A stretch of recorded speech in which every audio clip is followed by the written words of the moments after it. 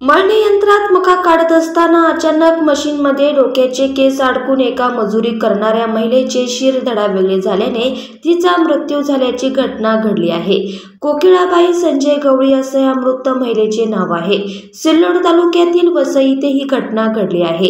या घटनेने कुटुंबियांवर आणि गावावर शोककळा पसरली आहे। वसई येथे गुरुवारी दुपारी गावातील फकीरराव सनान्से यांच्या शेतात मका काढणीचे काम सुरू होते। यासाठी कोकिळाबाई गवळीसह इतर मजूर महिला तिथे काम करत होत्या।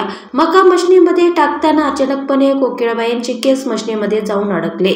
यामुळे वेगाने त्या मशीनमध्ये ओढल्या गेल्या आणि मोठा अनर्थ घडला। केस मशीनमध्ये अडकल्याने त्या वेगाने मशीनकडे ओढल्या गेल्या आणि त्यांचं शिरधडा वेगळं झालं, त्यामुळे त्यांचा मृत्यू झाला आहे।